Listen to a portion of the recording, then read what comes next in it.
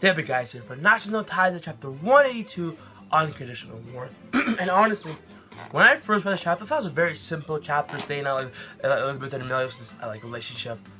But as I started reading once or twice, 3 times, I really saw there's some really foreshadowing secret stuff that Nakama Sensei really threw in there. The 4 things I'm gonna first discuss the main point of the chapter and what it so what happened and stuff, what that kind of leads to. And then I want to talk about the Queen, Merlin, the curse, and the purgatory that happened in the end. So pretty much chapter 182, it starts off as Zarda's trying to grab baby Elizabeth, and Melodas like, "No, my woman! You don't lay your hands on my woman." And it's just funny because you see he's all like a baby, and it's Zarda's like, "Sir, are you okay? That's a baby." "Yeah, my woman, my woman." Anyways, so pretty much Elizabeth, Zarda, and Hawk, they all go through the memories of Elizabeth and Elizabeth, Meliodas' memories, and Meliodas and Zarda's memories.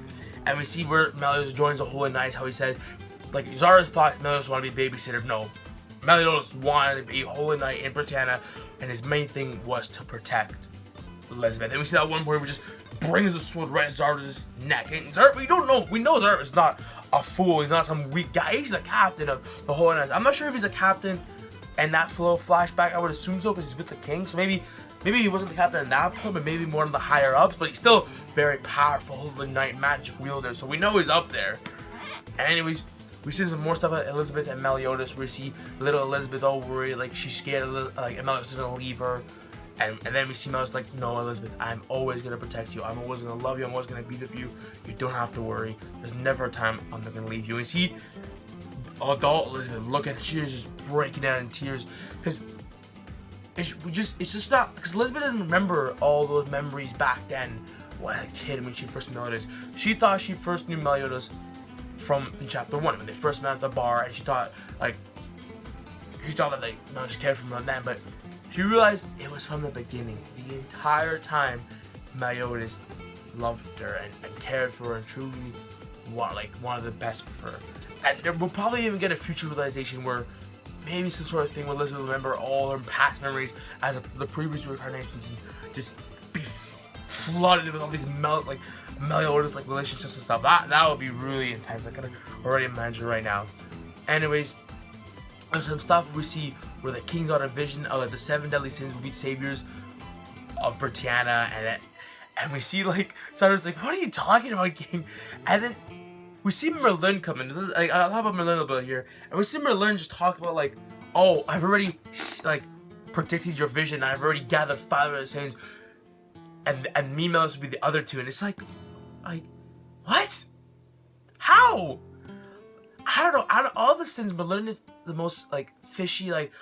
Out of the one, just one you can't truly trust. There's Goth here, but Goth is just that because he doesn't have emotions and a heart and stuff. But Merlin is, you just tell Merlin is hiding something, and I feel like we need some sort of a mini arc or some sort of arc to focus on Merlin and her backstory and where she comes from, because she confirms that all the sins are different races. Because we got Goth as a doll, we got Meliodas the demon, we got Banu in a mortar, we got King of Fairy, Diane as giant, we got Escanor as a demi-human. I would think demi-human, and we're not sure what Merlin is. I have no idea what Merlin is. Honest to God, a mage, but is that even a race? Would she still be human? But anyways, off track, and we see Meliodas be the sins will take off the commandments, and Zarda's "Oh, that's what I meant back then. Even back then, I didn't really know." Anyways, so pretty much the chapter ends off. We see Meliodas in sort of death. So I don't know what they call it, a purgatory, kind of the afterlife. And he's "Oh, how do you feel? We have a lot of time." And there's a bit of emphasis on time to talk here.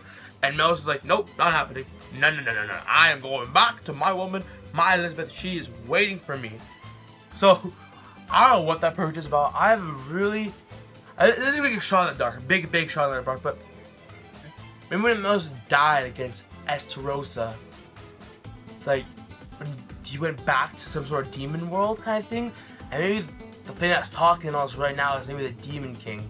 That's my assumption, or my other assumption would be, because we did see that one part way back in chapter 90 something, where the horn talks to Ban and kill Meliodas. Maybe that's some sort of godness clan, part of the godness clan talking to Meliodas right now, saying, "Oh, what do you want to do now, Meliodas?" and that kind of stuff. It's very interesting. I'm really interested to see. Hopefully, next chapter dives more into that. Anyways, so back to what I want to talk about. The curse is very interesting. Meliodas talking about, and he says he's tried and tried. He's talking to Zardoris, and Zardoris is out from one cup of drink. Meliodas drank 5 barrels. But anyways, he talks about how he's tried and tried to defeat the curse, but the curse will never lead him. I'm pretty sure he's talking about his immortality here, that he won't die. Or maybe he shares the curse even with Elizabeth here, because we know Elizabeth has been, and Makoma says this, has heavily hinted that Elizabeth been alive since 3,000 years ago. So I guess that fight with Ban and Meliodas versus those 2 demon birds, he says that Elizabeth took out a whole demon tribe one time. It's what? What are you talking about? But that was some really heavy fortune. And probably heavy hint that Elizabeth has a curse as well to be immortal and to live on the rest of her life. But I can just imagine, maybe I can honestly see, because we know that Meliodas was the captain of the Ten Commandments and that he left. I can honestly see that Meliodas probably fell in love with the first Eliz or Elizabeth, whatever, I don't know the name, but the first line of the reincarnation. Maybe she probably was not even a reincarnation way back then.